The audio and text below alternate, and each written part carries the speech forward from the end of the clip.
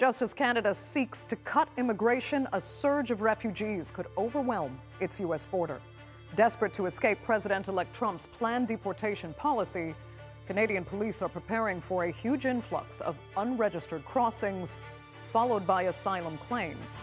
So, can Canadian immigration officials manage a potential crisis on the world's longest land border? I'm Andrea Sankey, and today's Newsmaker is Canada's immigration surge.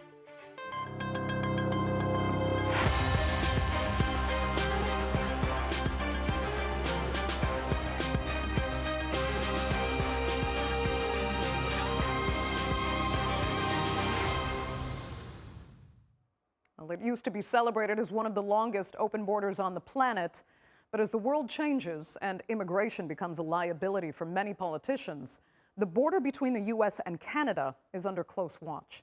Canadians who used to embrace an open immigration policy are looking to dramatically cut back on those that they legally welcome.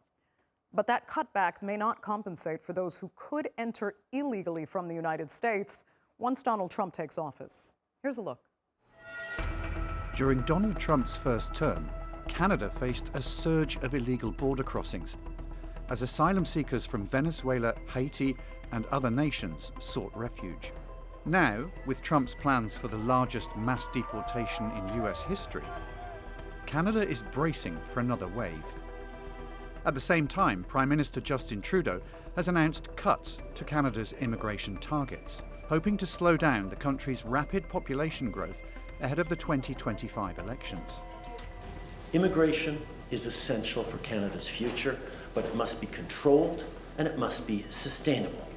With today's annual immigration plan, that is precisely what we're doing.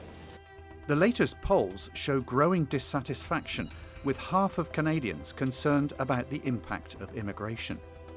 Trudeau's move, though, to cut immigration from 500,000 to 395,000 people in 2025 may be too little, too late to win back disillusioned voters. It's fair to say that we've had to make some changes that reflect concerns by Canadians, our own concern about the impact of the flow of migration that has been aggressive in particularly the last couple of years. It's safe to say that we own a part of that. It's also safe to say, particularly on the inflow of temporary residents, that we perhaps should have acted a little sooner. During the last migration spike, Canada resettled more refugees than any other country in the world. This time, though, the country is preparing for an even larger wave as Trump's mass deportations approach. The Royal Canadian Mounted Police has already deployed additional officers to patrol the 800-kilometre border with Quebec, but their task is enormous. At a length of almost 9,000 kilometres, the US-Canada border is the longest in the world. For just under 2 years, the Canadian public has been bombarded by narratives that there are just too many people in the country and too many people coming into the country for the number of houses that we have and for the capacity of our healthcare system. And that slow drumbeat has, finally hit home with the public. At the moment, there are more people crossing the border illegally going from Canada to the United States. It's part of why Donald Trump has threatened tariffs unless border security is tightened. The RCMP is in the process of doing that, but actually it's more in response to the threat of another wave of asylum seekers coming from the US to Canada. So that's the irony, that President-elect Trump wants to penalize Canada for failing to control the flow of illegal border crossings into the U.S., while many are predicting that that will go into reverse, with thousands instead crossing into Canada. And that's just as Ottawa tries to reduce immigration. Well, joining me now to debate what could really happen, as well as the political and social consequences, are from Vancouver, founder of the Cultural Action Party of Canada, Brad Salzberg. From Toronto, Canada Excellence Research Chair in Migration and Integration at Toronto Metropolitan University, Anna Triandafyllidou. And also from Toronto, Emeritus Professor of Political Science at the University of Toronto, Nelson Wiseman. Thanks all so much for being with me. Brad, I'll start with you. And first, let's look at how likely it is that this trend of illegal crossings from Canada into the U.S. will turn around And will Canada need to beef up security on the border, if it even can, given it's almost 9,000 kilometers long? I would say that progress will be made in this area, but it should be stated that much of this is done with reluctance on the part of the Canadian federal government.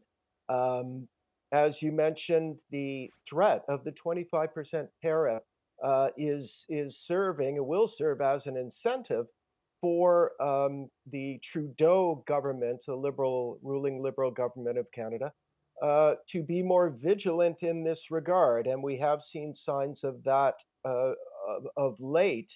Um, and yes, I think some progress will be made, but I do believe that without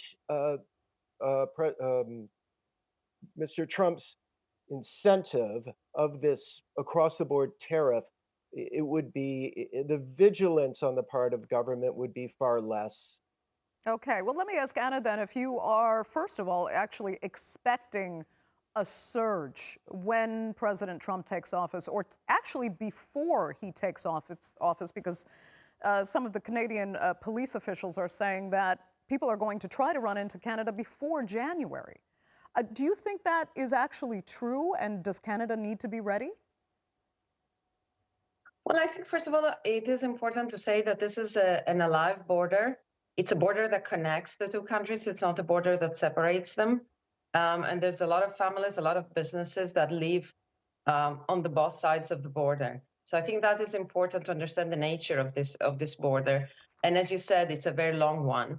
So it's not one that can be policed. And Canada and the United States in their history have not been used to police in such a border in ways that we have seen in other places in the world, including, for instance, Europe. I think there is a lot of talk right now about what would happen to people with precarious status in the United States, and unfortunately, there are many of them. We have estimates there's 12.5 million without status or with very precarious status. The famous DACA people, so the people of deferred action, people who have lived in the United States all their lives, but who arrived in the United States as children, so they were not born there. Yes, as experts, we are wondering what will happen. Yes, we know the government has a contingency plan that they will not reveal. But I think it is important to build, as we know, a border cannot be guarded on one side, so a border needs both sides. And I think that's what the government, the current government has been trying to do. Can I ask you, though, Anna, I mean, you don't know what the contingency plan actually is, but what would you like to see Canada do? I mean, is it possible that Canadian officials could take the action that we've seen on the southern border of the United States, which is quite aggressive, to try and block people from coming in? Would Canada do the same? Okay, Canada and the United States have something called the Safe Third Country Agreement. So that means that for Canada, the United States is a safe country. So people who go through the United States cannot apply for asylum in Canada. This Safe Third Country Agreement until March 2023 applied only to official border crossing points. As of March 2023, applies across the border. However,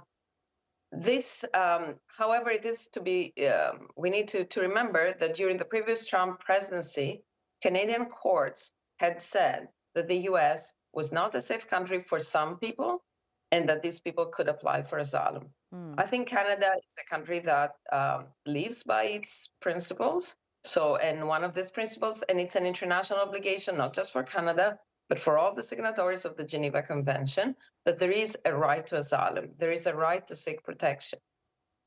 It is clear that at the same time, the Canadian asylum system right now is quite overburdened. There has been a relatively high number of asylum applications. In 2023, there were about 150,000. Most of them were inland applications, not at the border. So that is something different. And it is important also to know that Canada has a big resettlement program. So Canada resettles refugees from other world regions. Right. Let me ask Nelson, though, before you go too far, because Nelson, I could see you disagree with at least part of what Anna was saying. On which points? Well, actually, the safe third party agreement, in my opinion, has worked very well. And we've had very few people relatively coming over. You can't compare Canada's border to the Mexican border. Last year, 1.5 million people crossed into the United States undocumented, and that were caught by the American officials. The number coming into Canada is really very small. In fact, I don't know the number. It is now, but do you expect a surge? Well, nobody knows. I noticed, Andrea, you said, do I expect a surge before January 20th? Well, wouldn't have the surge already happened? No, I think a lot of, look, we're taking this too seriously. We heard about 25% tariffs. That isn't, I believe, going to happen. And the reason it's not going to happen is not because Trudeau is sweet-talking Trudeau. It's because of American business interests. Our two economies are tied so closely together. There are literally tens of thousands of people that grow across the border every day, and I'm not even talking about the value, as Anna referred to, of all the commerce that goes across, back and forth. Well, that's interesting. I don't want to get too far into that discussion because Trump is also saying, the reason for putting tariffs on Canada and Mexico, it's not just about immigration. It's protecting U.S. products and production and business interests. And you can disagree with him on that, which many people do, but he may make that call regardless. But still, when it comes to the border, let me come back to Brad quickly, because I have to ask you, while Anna says really this border can't be policed, what do you think is necessary and what would need to be done to effectively patrol this border as you would see fit?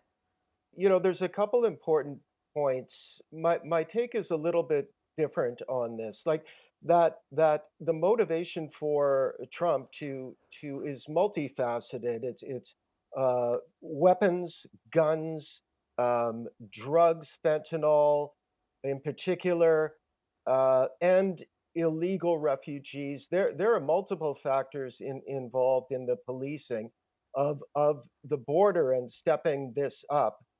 I can't completely speak to. It doesn't seem feasible to patrol the border.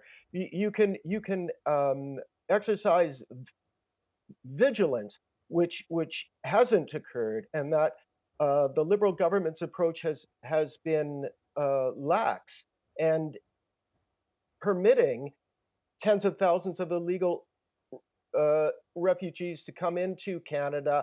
I think, and this is a big call, but as our guests mentioned, the United Nations Refugee Act and various others, and this goes back to after the Second World War in 1951. These agreements, the negative effect and real impact comes years and decades later down the road. And this is what we're seeing now. And frankly, I do have a problem with our guest's take on this. It sounds like they're on a refugee. I am not a refugee advocate. Okay, right. I understood that. But so, let me ask Anna then, because it seems that Brad is saying these, agreements made after World War II, internationally protecting, the rights of refugees to cross borders when their life is in danger, et cetera, need to be reconsidered at this point. So is that even a possibility? Anna, I imagine you'd fear that happening, but he's not the only one to have said that. Anna, go ahead. I think I trust the international community. There's no way we're going back on that. It took a Holocaust to get to that, and I don't think we're going back. That is for sure. There's no such thing as an illegal refugee. So we should be careful with the way we use the terminology. People who through a border, oftentimes, and I'm sure you know that in Turkey too, people who come through a border don't have the necessary documents, but they do have a right to apply for asylum. And there's also different measures for protection, which concern people who are massively fleeing war or a conflict or an environmental disaster.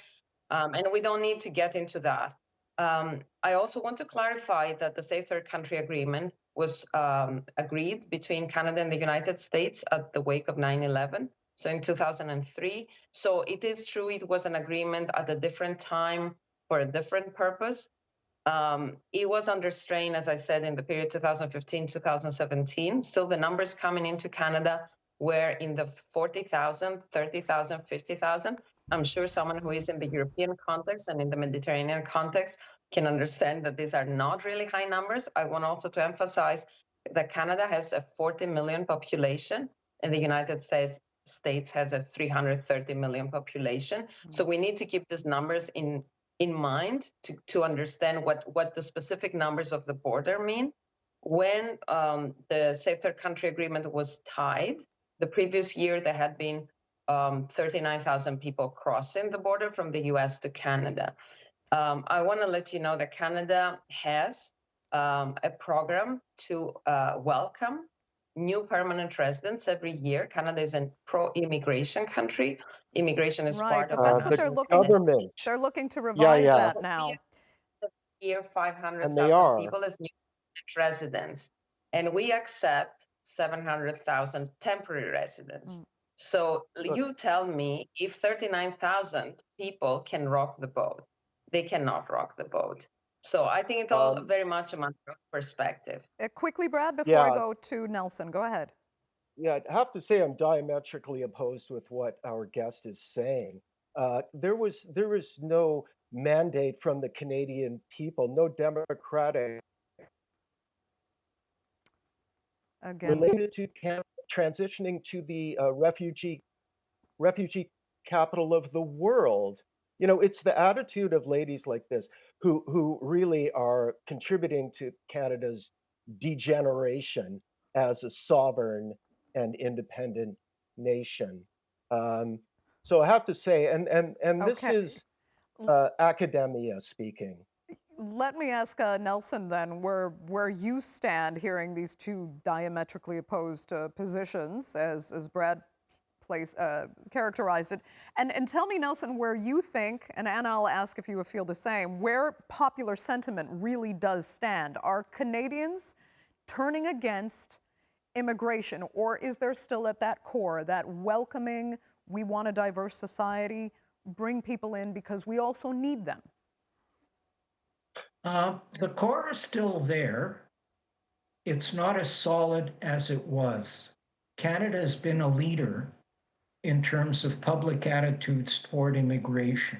In the last couple of years, however, there's been such an influx under the Temporary Foreign Workers Program, and also a dramatic expansion of students coming in at the request of businesses for temporary work and also to register at our colleges, that now it's placed great burden on housing in the country, affordability generally, and also a perception that we can't handle this volume of people coming in.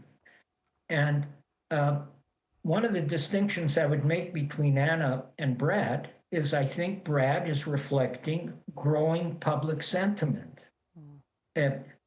Is it the dominant view? No. Brad, in the introduction, represents a party that I've never heard of. And I teach on political parties in Canada. Anna, on the other hand, is an authority and an expert on immigration.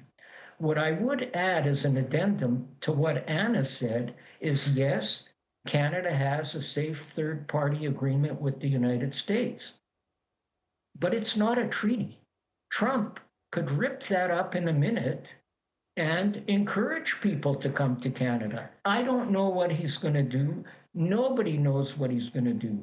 What I took away from the meeting between Trump and Trudeau, which got international headlines, is that Trump is primarily concerned about drugs. And there are very few drugs going into the United States compared to what is going in from Mexico. In fact, I think it's 0.2% when you compare them. A greater danger or from the Canadian perspective, what the big problem is are guns coming from the United States. This is also the big problem for the Mexicans.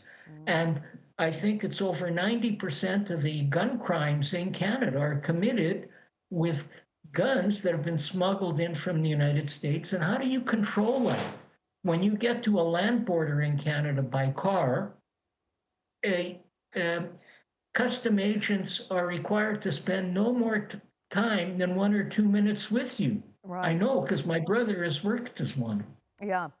That's what has made, in some senses, the Canadian-American border very special, because it has been, in a sense, an open border where you don't have to. There is not a divide between the two peoples, but that is looks more and more set to change. Let me come back to Anna, though, because Nelson mentioned, Trump's unpredictability, as well as the housing and basic affordability crisis that's really pushing what could have been more tolerant or welcoming Canadians into a somewhat different dimension. What are you feeling? Where are their sentiments going now? Well, first of all, I think it is important to clarify that the